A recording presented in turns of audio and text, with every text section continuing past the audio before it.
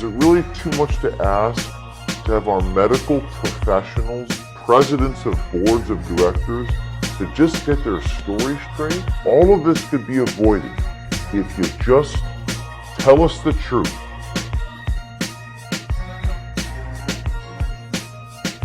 A few days ago, we released our insider story, which showed that CBS filmed a fake COVID testing line at Cherry Health in Grand Rapids in Michigan. Now, CBS News first responded to our story and said that after speaking with Cherry Health, it was determined that at least one person in Cherry Health staff was in the line, and further responded by removing all mentions of the story from their website. That was the editor's note that we pointed out to you. They've taken the broadcast down.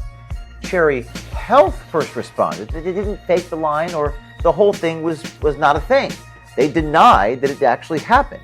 But hours later, the Cherry Health Hospital changed their story to admit that, quote, some of their staffers may have been hanging around the testing line and pulled their cars up to make it look busier. That was the first series of statements from CBS and Cherry Health, but their story keeps changing. Check this out. All local TV stations last night and this morning in Michigan now giving new statements from Cherry Health. Cherry Health now admitting that staffers were in the line of cars presented to the CBS network in that story on national TV. Cherry Health CEO Tasha Blackman just emailing a statement that says staffers were in the line to provide a visual backdrop showing how busy the test site can get. The statement says that part of the intent behind the staging was to protect patient privacy.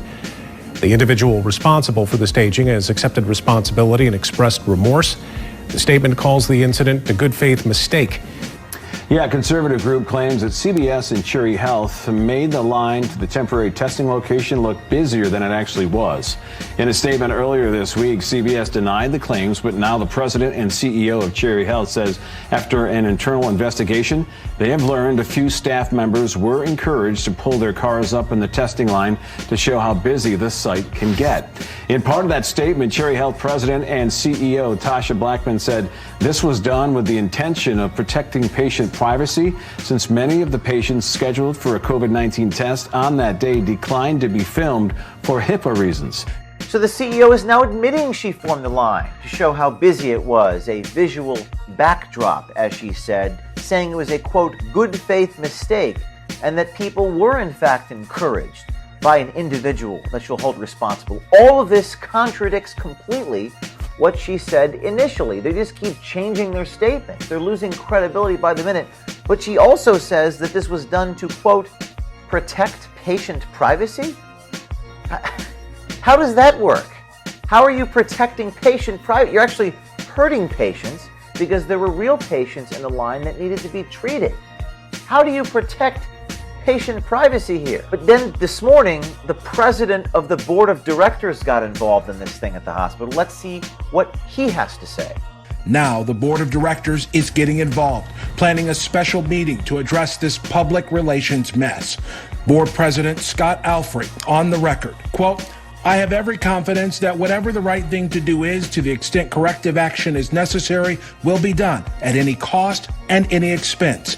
It is painful, he said. This whole thing is unfairly calling into question the core values of Cherry Health. Alfrey said Cherry Health workers depicted in the video had no idea they were talking to a man who was a so-called Project Veritas insider. Quote, many of the individuals involved with Project Veritas interactions are coming forward to say that they've been misquoted and taken out of context. But the president of the board of directors continues talking about this episode. We haven't determined that anyone directed anybody to do anything, but if that turns out to be the case, it will have been an honest mistake. We haven't determined that anybody directed anything. The CEO just stated, quote, the individual responsible for staging has accepted responsibility. Only one of these two things can be true. Either what the CEO said, that the individual responsible for staging has accepted the responsibility, or the president of the board who says, quote, we haven't determined that anyone directed anybody.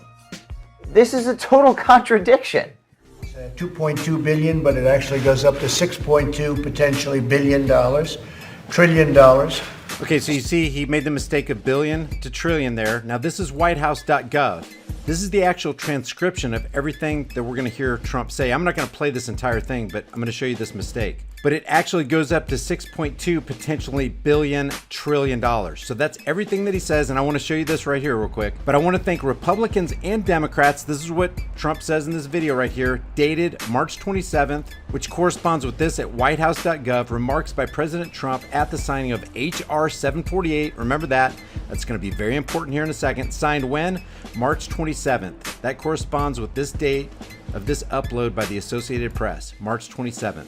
And the reason I'm making a big deal out of this is because we're talking about H.R. 748. We are not talking about another bill. Trump did not sign another bill. He signed H.R. 748. When was this bill introduced? When was it written? It had to be after the pandemic came along, right?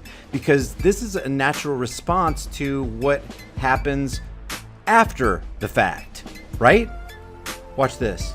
World Health Organization says a pneumonia of unknown cause detected in Wuhan, China was first reported when? To the World Health Organization country office in China on 31 December 2019. So when was H.R. 748 introduced to Congress? You would think it would be after January 30th, 2020, right? I mean, it'd be ludicrous to come up with a Coronavirus Aid, Relief, and Economic Security Act before coronavirus was ever on the scene, right? This is from congress.gov. You can look this up for yourself. Check this out. H.R. 748, going back to whitehouse.gov. H.R. 748, the CARES Act. What does CARES stand for? Look at this. Coronavirus Aid, Relief, and Economic Security Act, or the CARES Act.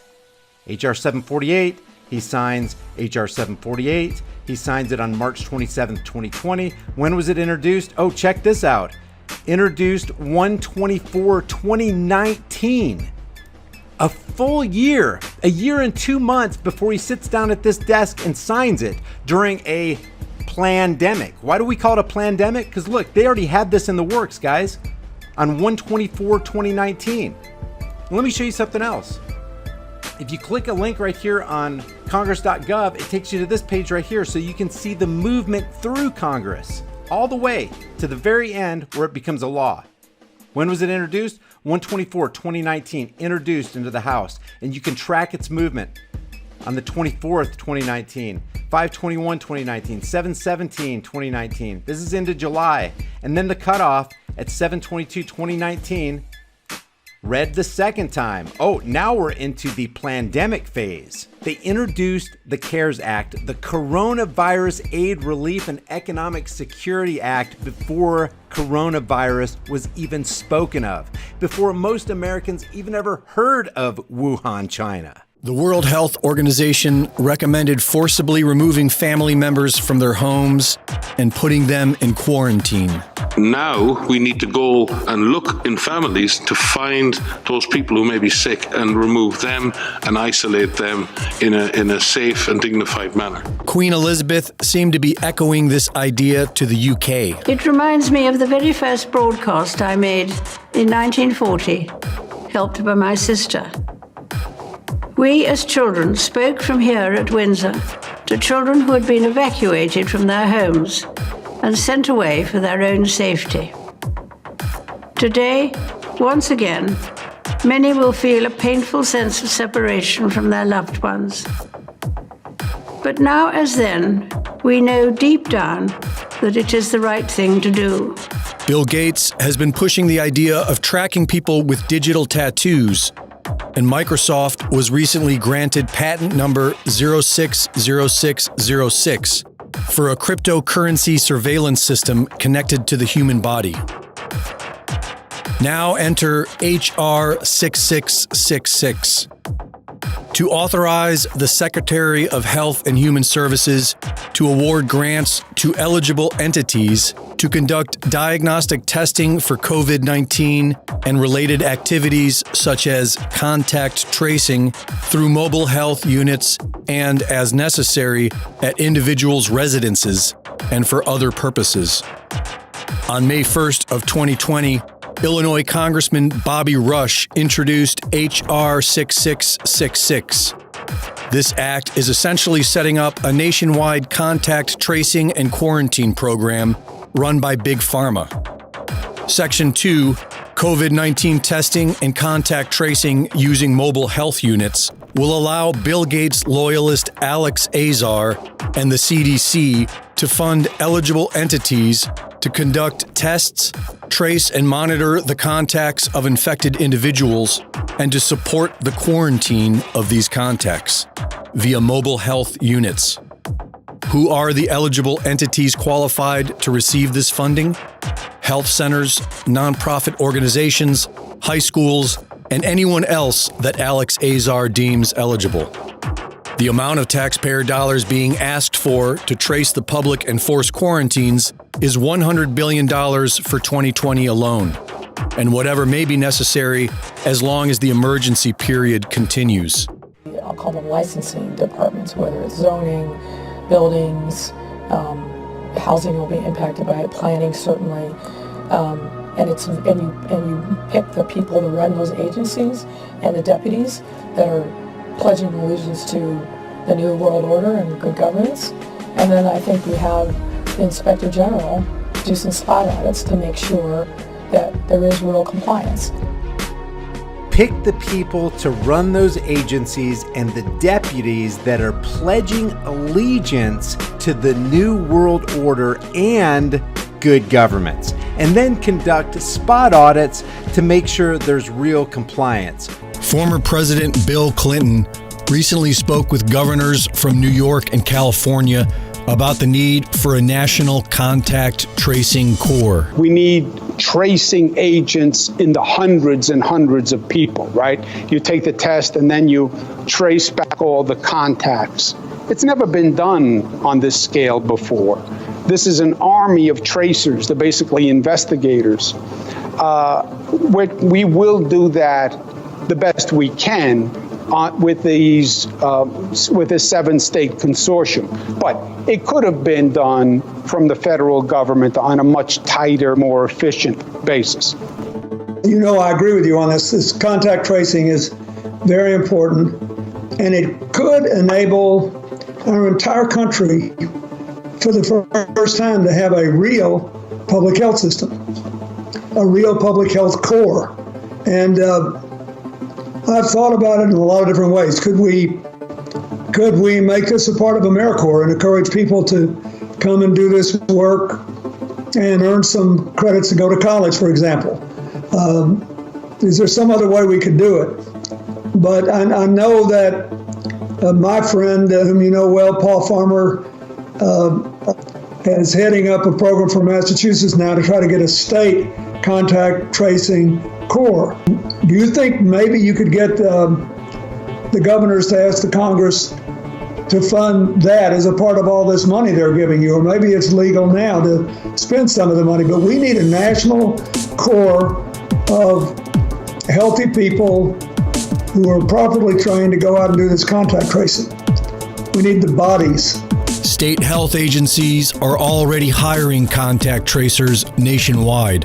Should we have a contact tracer corps, even if we call it something more elegant? I think the answer is absolutely yes, and that's just going to require an army of folks. California and New York, under the guidance of the Clinton Foundation and the Bill and Melinda Gates Foundation, are following the globalist script of the World Health Organization. Now we need to go and look in families to find those people who may be sick and remove them and isolate them in a safe and dignified manner. Do your own research.